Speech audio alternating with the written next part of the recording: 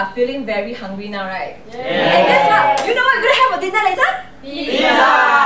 How many of you love pizza? Me! Wow, very good. What kind of pizza?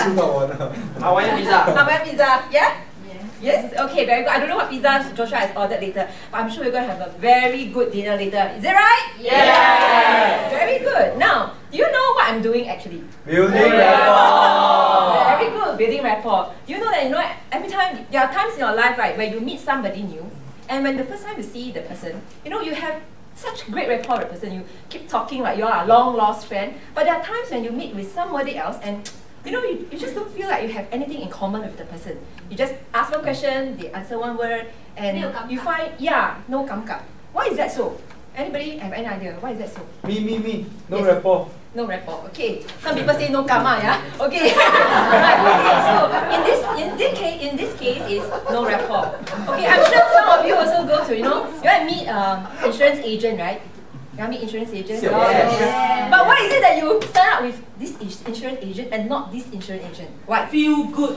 Yeah, it's the rapport. Whether that person elicit rapport with you, have the kind of rapport that you can build. So as you can see, rapport is very important in all sorts of communication. Now, what is rapport? Okay, these are dictionary definition. A rapport is a close and harmonious relationship in which people or groups of people concerned understand each other's feeling or ideas and communicate well. Okay, or it can be a relationship in which people like, understand and respect each other. There are many examples of the definition, but it's very important. When you say about rapport, it's a relationship and where people like and understand each other. So this is very important that we know about rapport. And as you can see, just now we mentioned rapport is a very important element in communication. And we know that communication is done through these three ways, right? Through words, tonality, and physiology. Now, when we talk about communication through words, what are some of the ways that we can actually communicate through words? Who can tell me? Through words. What kind of ways you can communicate through words? Sorry? Language. Language, yes. What else? Language is one. Any more? Language. Yes. Okay, what's the thing you did? Yes. SMS, email, SMS, Facebook, yeah, where you type, where the words is involved. And surprisingly, it only constitutes 7% of communication. Right. Yeah. Why is that so? Okay, let's see why is that so, okay? And tonality. When we talk about tonality, what does it mean by tonality? Volume. Yes. Loud. Yeah, loud, soft, right? The tonality, it constitutes about 38% of a communication. And the last one is physiology. When we talk about physiology, what does it mean by physiology? Posture. Posture, yes. What else? Gesture. Face expression. Body language, facial expression. Breathing, yes. And you see, it's 55%. Wow. Why is that so?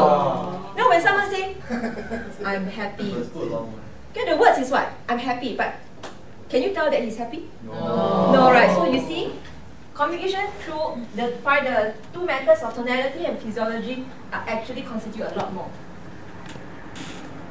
Okay, look at this picture here. Okay, who can tell me, does these two men have any rapport? Yes. Yes, they wear the same tie. Are you sure you cannot see them? Hey, that's the father. Got moustache. Okay, do you think they have rapport here in this picture? No. No, why is that? Trapdoor. One is like, one is angry. Okay? One looks annoyed, the other ones have a smiley face. And do you realize it's a one-way conversation? Yeah. And yet you think that they are going to have a great relationship, Yeah. Is there anything that they have in common? No. Except the tie? Okay, just part of the dressing. They are both males. They are both males, okay, that's not really. Alright, so you can see, in this case, you can tell that in this picture they are not in sync. Because there's no eye contact, it's looking this side also. No eye contact, it's a one-way conversation.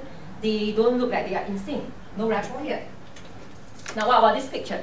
Great. Do you think there's rapport here? Yes. Yeah, why is that so? Smiling. Smiling, what else? Holding a cup. Holding car? Hands on the shoulders. Yeah, shoulders. Behind got woman. Only one woman, yeah? Alright. Okay, so you can see in this picture, both of them are in sync. They are smiling, it's so small until you cannot see the eyes.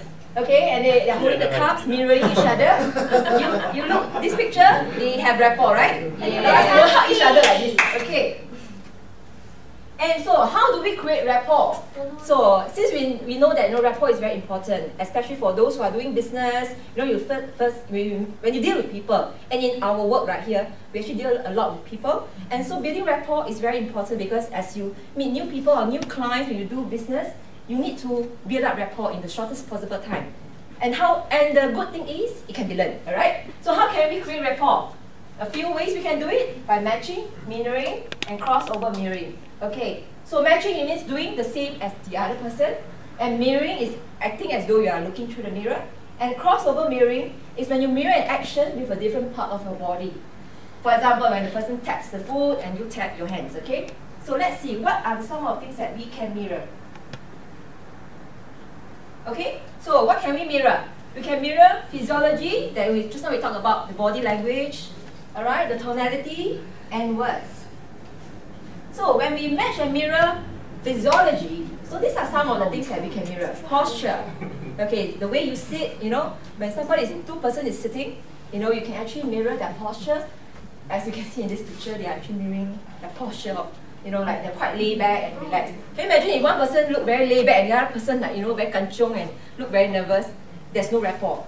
Okay? And about facial, what about gesture? Gesturing also. So when the person like, a lot of gesture, and the other person like just sit like this. Do you think they have rapport? No. How about if you are blocking You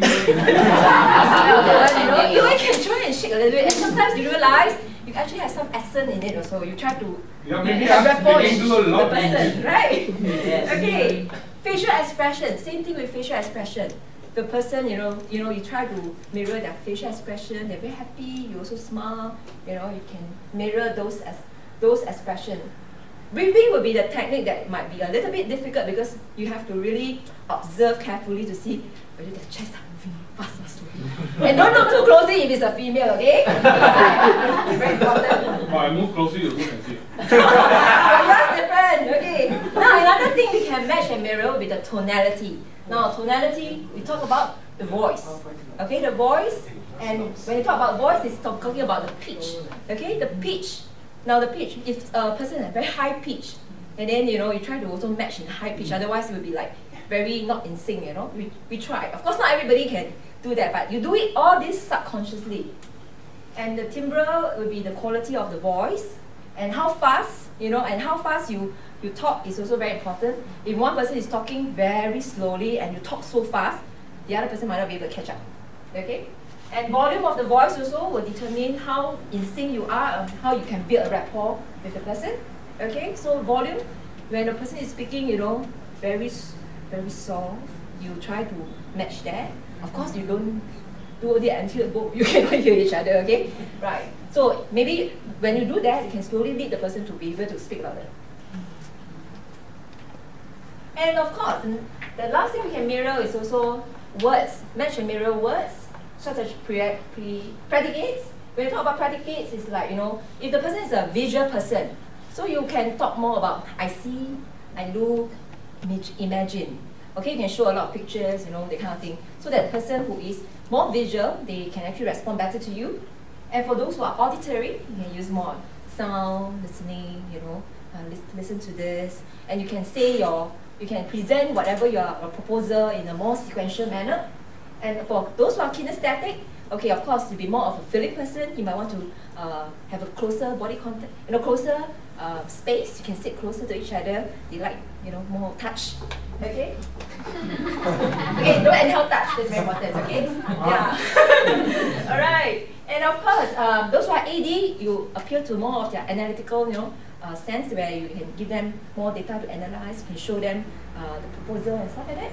Okay, and of course, when we talk about mirroring words also, we can also have common ground where you have common experience with the person, because when you talk about being in rapport, it's also establishing common interest.